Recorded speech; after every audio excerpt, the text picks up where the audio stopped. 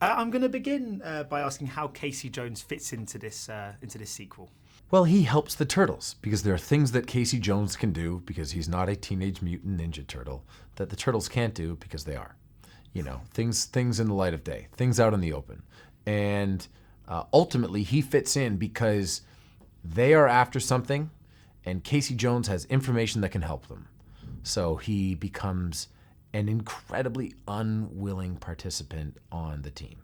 And it's going to be quite a challenge to play a character that has been portrayed on screen before and bring your own kind of new, kind of fresh take on it and yet maintain the kind of essence of the role that's been created. Right. The thing that was most helpful for me was the origin story here, which is that Casey Jones is a corrections officer, which is not something that we've seen in a live action version of the character. And so that, you know, it's, I wanted to do things a certain way. I wanted to be a New York City police detective.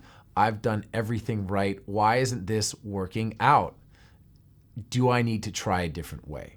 So because that stuff there, because we don't get a ton into my backstory, my family, this, that, and the other thing, where I live, but because that's there, because that's informing my decisions, that gives me a unique way to play Casey Jones whilst still, keeping the essence of the character that people have come to know and love. Can it almost be kind of easier joining a franchise further down the line when you kind of know what the tone that's been established is and what the filmmakers are kind of trying to sort of achieve with these movies? I'm not stepping out of school here. The boys, Andrew Foreman and Brad Fuller, who have been there for both films, have said they were trying to find the first movie during the first movie. They were trying to find it in the editing room, and there were decisions that were made. Going into this one, right off the hop. The feeling was like, oh yeah, no. Okay, we've got it now. And I think we have it now because we're dealing with some of the simpler elements, and that is like the relationship between the brothers, and where do you fit in for all the characters, right? Like, what's your niche? Like, where are you comfortable? And those are universal themes. So I think that's why people are going to relate better to this movie, and it's fun. We're the fun superhero movie. It's a welcome respite. And I've read that you kind of made parallels between Casey Jones and Oliver Queen before. What do you think where's the similarity between those characters for you? There's really not a ton. No superpowers, one. Vigilante / wannabe vigilante, two.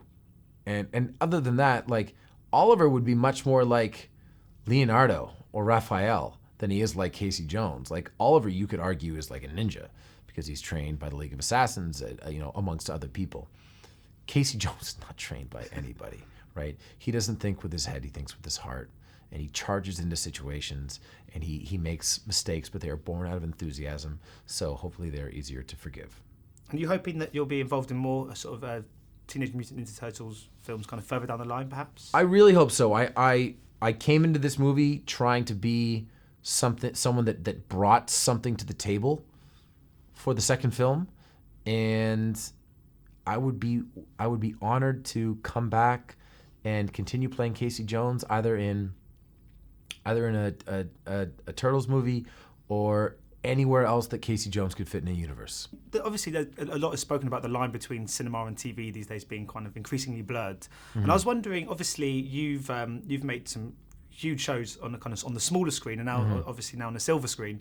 And I was just wondering, is there a huge difference? I mean, when you turn up to a set, can you say, right, this is a movie that I've just walked onto? Or absolutely not. No. And anyone in Hollywood that thinks that there's a difference between film and television is going to become obsolete within the industry. And if that's your attitude within a studio system, you're being stupid. I mean, the best content that has existed over the past 15 years, the vast majority of it has been on TV. Mad Men, The Sopranos, Game of Thrones. We have this burgeoning comic book superhero universe on TV that stretches across not only networks, but Marvel and DC, and be it Netflix or ABC or CW. And there is still a prevailing attitude in some corners of the industry that the movies are just above it and that they're better than it. And it's stupid. It really is. A smart, forward-thinking network, studio, whomever would recognize that the best content is the best content is the best content, and would operate from that principle. And does it scare you? Because obviously we've had kind of series recently that have just been sort of cancelled. I mean, obviously Agent Carter was a huge one. I mean, does that kind of feeling of I don't know, feeling kind of unsure, does that kind of linger over kind of stars of big TV series, knowing that your fate is not ever really in your hands? No, I mean, we do one season of Arrow at a time. Season 5 could be the last season, or I could be here like the Supernatural boys going into season 12. It all kind of depends. Some of the best, Greg Berlanti, who created Arrow, some of his favorite television shows have had their best seasons in season 6 and season 7. Every year really is like a new film, if you think of it that way, in that you've got a new villain. You have to add new elements, you add new characters, you take things away, characters change, characters mature, you have a different slot of directors, and so a season can really pop, a season can be a little bit lackluster, but you never know.